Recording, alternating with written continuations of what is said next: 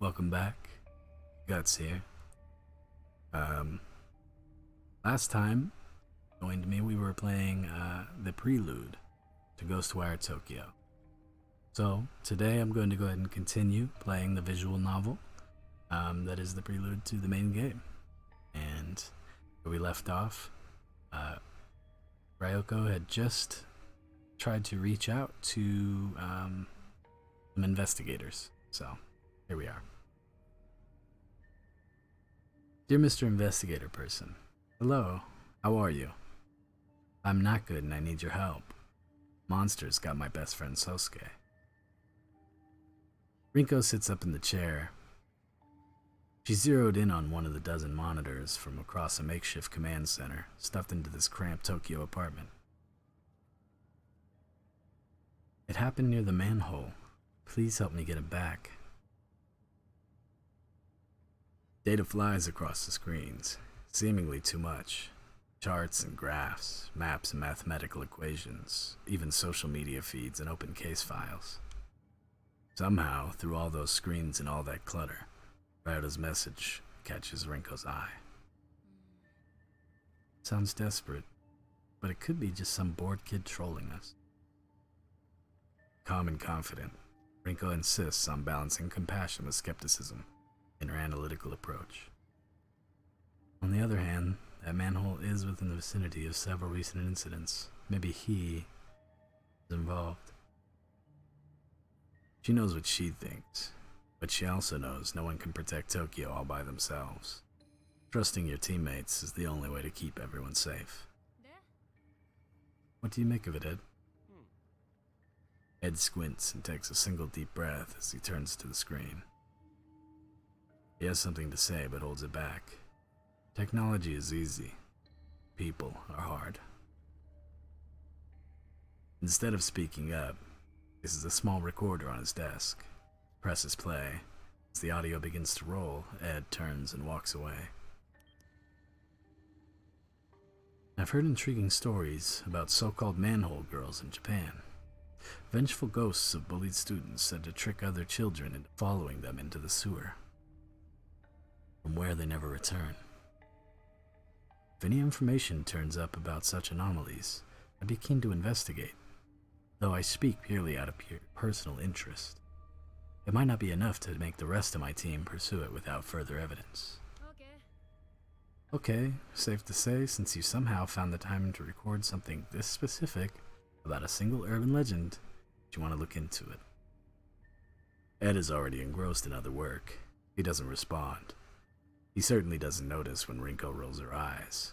He rarely does. Probably best we have no idea how you spend your free time, huh, Ed? Erika's been sitting in the room next to Rinko this entire time, listening and waiting for the right time to chime in. That time is...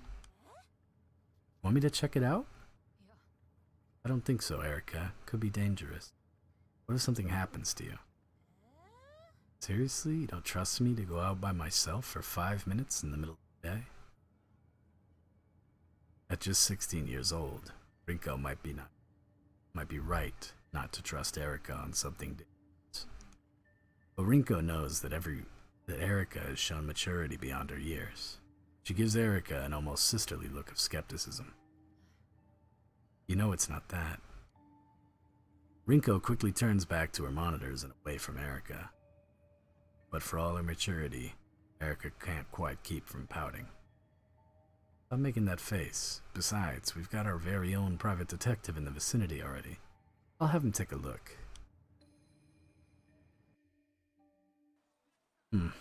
Okay. The story's pretty interesting so far. I'm really liking this, you know? This game is one that I've wanted to play for a really long time. Not so much the Prelude. I didn't know about it until I actually bought the main game. But, you know, I had to pick up the Prelude at the same time. And I just figured, you know, why not do a Let's Play of the Prelude as well? So far I'm really liking it. The art is really cool. It definitely doesn't reflect the art in the main game, but the story is really interesting. Let's get into it. The stall is brimming, as a wide array of customers eat in relative silence. The only sound they make is the slurping of their noodles. That silence breaks when a phone begins to vibrate on the countertop. The owner ignores it, choosing to focus on his meal instead. The phone doesn't care about his hunger and continues to vibrate. The phone wins. The peace and solitude have shattered. There is no way to enjoy noodles. God damn it. Silent diner. Oh, Silent Diner finally glances at the screen. He begins to mutter to himself. Another case? These people have me working harder than my enemies ever did. Can't even get 5 minutes to enjoy a nice quiet lunch.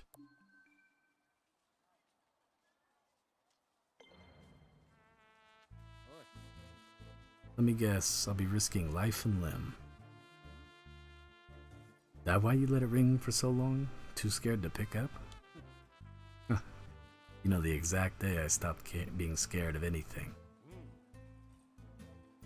The day you stopped being a loner and hooked up with us so that you could have your back. That works. Besides, I'm not full enough to pretend this team isn't half okay. If you need backup, you know I'll be there. No questions asked.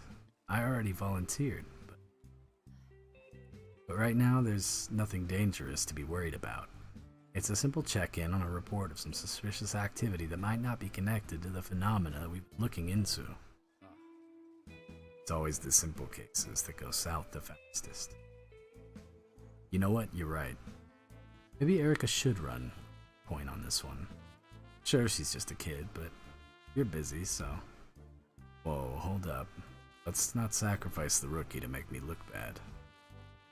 I'm already out. Send me the info and I'll get on it. First, though, I need to talk to one of you about something.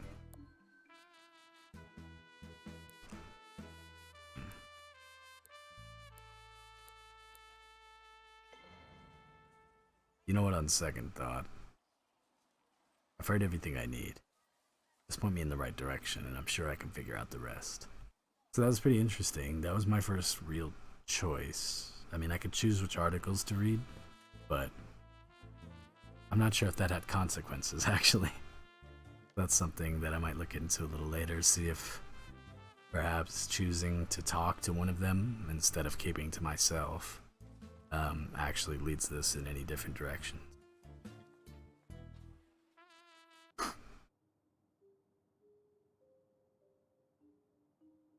Ryota doesn't notice the people passing him on the street. They don't notice him either. He's young, very much alone. His focus is centered on the small bit of paper in his hands. After a couple folds, the paper finds a familiar configuration.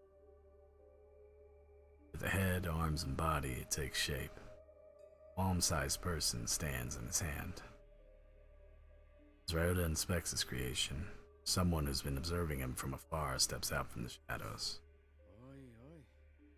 If you got there. Ryota looks up. He's nervous, but clutches the paper doll in his hand to stay brave. He's not running or hiding, despite the gruff stranger staring at him. No need to be afraid. I'm not here to do anything bad to you or your friend. Gotta admit, I've been known to carry the odd paper doll with me on investigations. Strange habit, I know. But you get the benefits of a partner, without the annoying small talk. Ryota's shoulders ease. He lets his guard down as he listens to the detective and re-examines the folded paper. The detective surprises himself with his playful tone. He's rusty, but he somehow still feels comfortable talking to this scared kid. Sometimes paper dolls are used for magical purposes. You a sorcerer by chance? Now's the time to tell me. So you really are him, huh? Gonna have to be more specific. You're KK, the ghost hunter from the files. You must be. I just thought you'd be taller. They say you solve strange mysteries, right? KK? Maybe. The detective looks closely at Ryota's phone. He sees the social media posts featuring photos of various case files he's worked on in place. Look, I only use those initials because writing out my name is a pain. And I got too much pain already. Not your problem, right? Anyhow, that's me, KK. But I'm not a ghost hunter. A detective. KK's demeanor hardens a bit, dropping the playfulness. Wanted an investigator, but you got one. I'm so glad you're gonna look into the disappearances at the manholes. Here's the thing. I already did. I had some calls on the way here. There's no record of any recent disappearances. Still got a few friends on the force, so I can dig up dirt quick. KK shoots Ryota a serious look. Not trying to pull a past one on me, are you, kid? It's true, honest. My buddy Sosuke disappeared. He hasn't come home since yesterday. Last place I saw him was right back here. Ryota motions to the alleyway behind him. He went down that way. I tried to follow him, but I couldn't find him. He was completely gone. Oh, okay.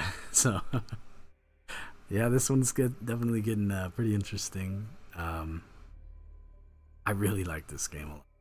So, you know, one thing that I'm really terrible with when I play games like Fallout or the Elder Scrolls games, once I've played through them once, maybe twice, I tend to just do a lot of like skipping. Even when I'm doing paths I haven't done before. I used to not do that so much back in the like real early days of RPGs, but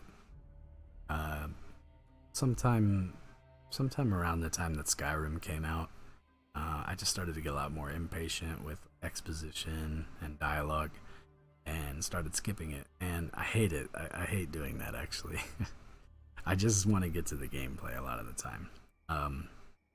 So I'm hoping that, you know, talking with you guys and slowing down, maybe reading what's on screen if there isn't voiced actors, will just slow me down and allow me to really enjoy these games that I'm buying. So.